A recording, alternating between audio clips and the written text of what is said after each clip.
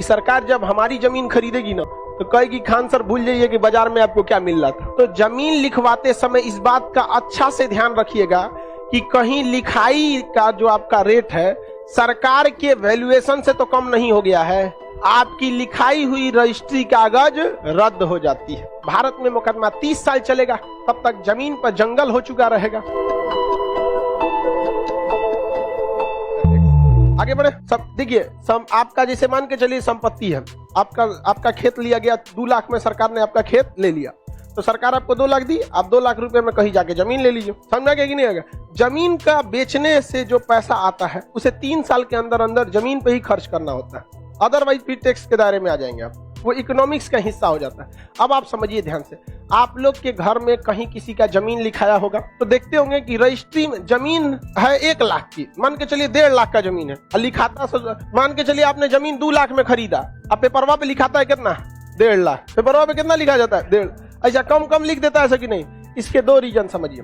सरकार कहती है कि जितना में हम जमीन लिखेंगे उसका 10% हम रजिस्ट्री चार्ज काटेंगे। कितना काटेंगे? 10। तो अगर 2 लाख की जमीन है तो सरकार कितना रुपया अलगे से लेगी? 2 लाख रुपया तो जमीन वाले को देना पड़ेगा, और सरकार लिखाई कितना लेगी? 10%। 10% के हिसाब से 20,000, तो आदमी को कितना पड़ गया?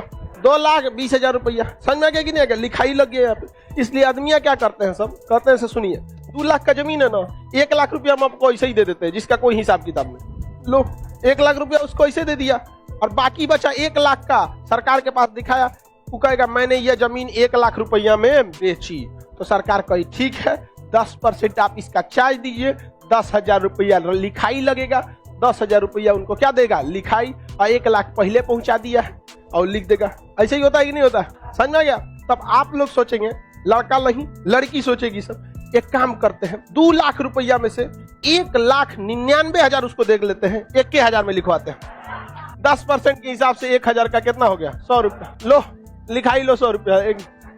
आप लोग ऐसा सोच रही होगी कि नहीं? नहीं सोची तो फिर आपका दिमाग नहीं है। हम लोग तो यही सोच रहे थे कि भाई जब गिरना ही है तो नमक के बोरा पे क्यों गिरेंगे, गद्दा पे गिरे। नहीं सोच रही थी तो बताओ। अच्छा ये बताओ क्या गलत है? जब यहाँ चुरा रहा था तो यहाँ पूरा चुरा। तो सरकार कहती है, देखिए सरकार हर जमीन का एक मिनिमम रेट फिक्स किया कि इससे कम में इस जमीन की खरीद बिक्री नहीं हो सकती, इससे कम में खरीद बिक्री नहीं हो सकती। तो उस जमीन का रेट सरकार क्या कर देती है? फिक्स कर देती। कहती इतना तो ये जमीन का सरकारी रेट है, इससे ऊपर आप बेचिए, इसके ऊपर खरीद। समझ में क्या? उससे नीचे नहीं खरीद सकते। तो सर जमीन का क्या हो जाता है? वैल्यूएशन। इसका वैल्यूएशन का सरकार 1,000 रखी होगी, 2 लाख का जमीन है तो सरकार कम से कम इसका वैल्यूएशन रखी होगी 80 से 90,000, उससे नीचे आप खरीदे नहीं सकते। अप्रोक्स देखिए वैल्यूएशन कितना होता है, जितना मार्केट में रेट होता है ना उसका आधा वैल्यूएशन होता है।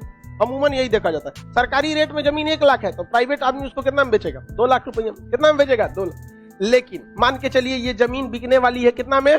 2 लाख। अमूमन आप बताइए इसका सरकारी रेट क्या होगा? एक लमसम में 1 लाख। हालांकि इसका एक डायरी आती है जिसमें लिखा होता है हर गली मोहल्ले का, उसमें नक्शा होता है, इस जमीन का वैल्यूएशन इतना इतना, खाली जमीन है तो उसका वैल्यूएशन कम, 1 तल्ला मकान है तो उसका ज्यादा, 2 तल्ला मकान है तो ज्यादा, 3 तल्ला है तो और ज्यादा। इस तरह से क्या होता है वैल्यूएशन। नीचे दुकान लगा है तो उसका वैल्यूएशन ज्यादा, दरवाजा लगा है तो कम, शटर लगा है तो ज्यादा, क्योंकि दरवाजा लगा है तो आदमी रहता होगा, शटर लगा है तो दुकान चलता होगा। समझ में आ गया कि नहीं? तो अलग अलग वैल्यूएशन आता है। अमूमन दुनिया पे लोग बेच देते हैं। तो अगर 2 लाख रुपए सरकारी रेट है, सॉरी प्राइवेट आदमी बेच रहा है, तो अमूमन इसका सरकारी रेट कितना होगा? कितना होगा? 1 लाख। कितना होगा? 1 लाख। समझ आ रहा है कि नहीं आ रहा है? किसी को दिक्कत? ये बताइए अगर हमारा जमीन है, मान के चलिए यही मेरा ही जमीन है, तो प्राइवेट को हम बेचते तो कितना में? 2 लाख।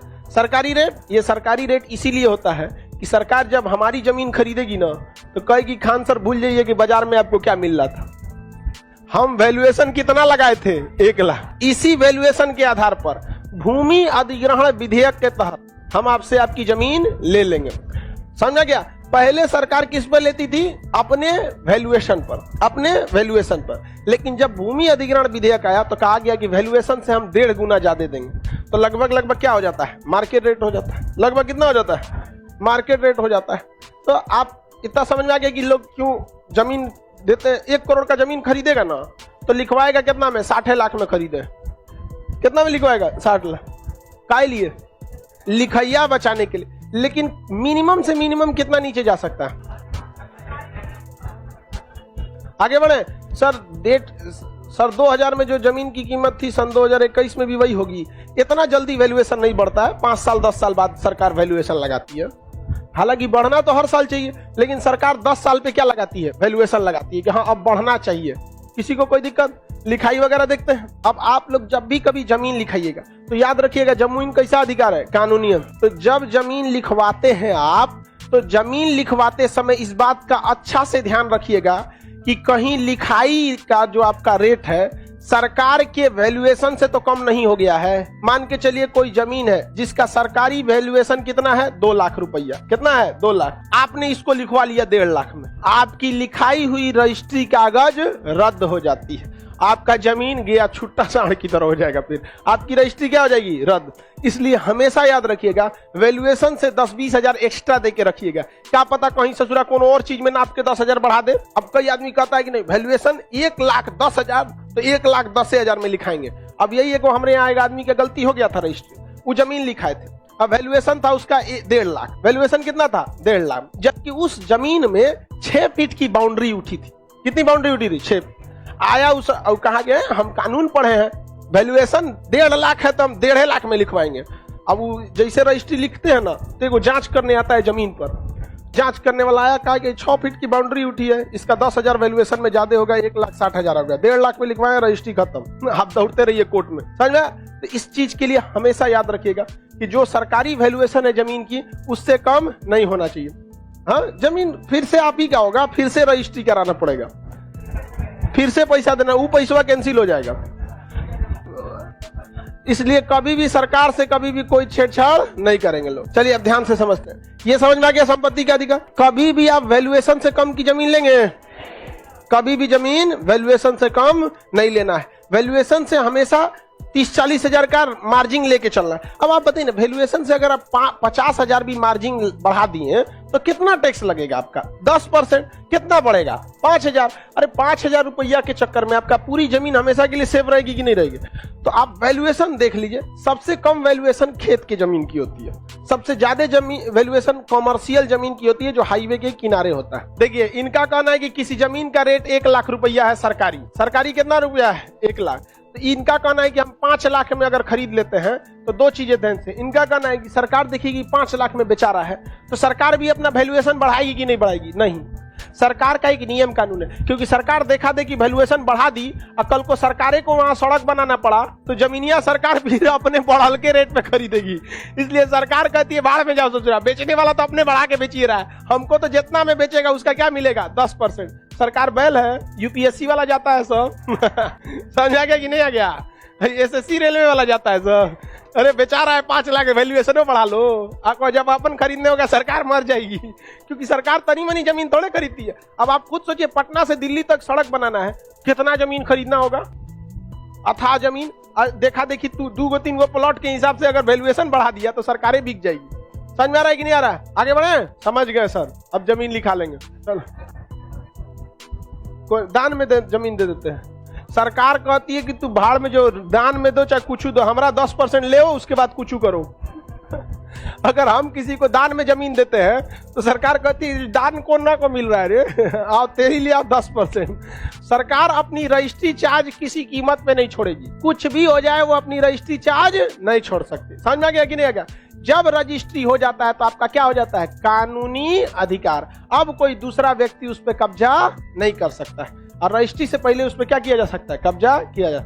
अब क्या करता है सब बिहार में, पटना में, जैसे किसी रजिस्ट्री करना है किसी जमीन की तो सारा बात तो हो जाएगा, हाँ आपको बेच देंगे हम, 50 लाख की जमीन है 20 लाख में लिख देंगे। लोग कहेगा ये एकदम सस्ता मिल रहा है। वो चोट्टा क्या करेगा ना, 50 लाख की जमीन, मान के चलिए 50 लाख की जमीन वो 40 लाख में कहेगा, तो अमूमन लोगों को लगेगा भाई 10 लाख सस्ता है, ज्यादा सस्ता कर देगा तो अपने से डाउट हो जाएगा, कहेगा ठीक है। अब वो सेटिंग करके रखा है, बातचीत करते में जमीन में 1 महीना लग जाता है, तो सेटिंग करके रख ले रहता है कि आपको हम एक काम करेंगे, 15 अक्टूबर को आपको हम मान के चलिए कह दिया कि 25 अक्टूबर को आपके नाम पर हम क्या कर देंगे? रजिस्ट्री कर देंगे। और लगले कोनो दूसरो आदमी से बात कैले है कि 26 अक्टूबर को आपके नाम पे रजिस्ट्री कर देंगे। उससे सुना एक ही आदमी दो को रजिस्ट्री करके भाग जाता है, क्योंकि पेपर को अपडेट होने में, ऑनलाइन होने में क्या होता है? टाइम लगता है। दूसरी बात, जब जो व्यक्ति इस तारीख को खरीद रहा है, जो इसको खरीद रहा है, ये दोनों पिछले 1 महीना से पेपर जांच करा रहे होंगे। अब पिछले 1 महीना से जब जांच करा रहे हो तो जमीनवा तो फ्रेश होगा, नहीं होगा। अच्छा, सब आदमी मूड बना लेता है तो पंडित जी से दिन दिखवाता है कौन दिन ठीक रहेगा। तो आप इस दिन लिखवाइए चाहे इस दिन लिखवाइए, दोनों में शनिचरा लग चुका है। पंडित जी अब कुछ ना करेंगे, अब जज साहब करेंगे। अब उस पर केस होता है, दीवानी का मुकदमा चलता है। भारत में मुकदमा 30 साल चलेगा, तब तक जमीन पर जंगल हो चुका रहेगा, कोई नहीं होता है, बहुत लफड़ा होता है जमीन में। आर्टिकल समझ में आ गया किसका? जिसका पहले रजिस्ट्री होगा उसका होगा, जिसका बाद में हो जाएगा उसका नहीं होगा, इसका रजिस्ट्री रद्द होगा। और जो बाद में किया रहेगा उस पर सरकार 420 का मुकदमा लगाएगी और 30 साल बाद फैसला सुनाएगी कि आप ये जो दोबारा रजिस्ट्री में जितना पैसा लिए थे वो वापस कीजिए और आपके ऊपर जुर्माना लगता है। आप हमारा कोर्ट का समय बर्बाद किए हैं तो आप 2 लाख रुपया कोर्ट को दीजिए कि जज आपके जैसे चोटों के चक्कर में बैठ के अपना माथा नोचवाया था। अच्छे काम के लिए जज का काम होना चाहिए। समझ आ गया कि नहीं? कितना साल बाद? 30 साल बाद।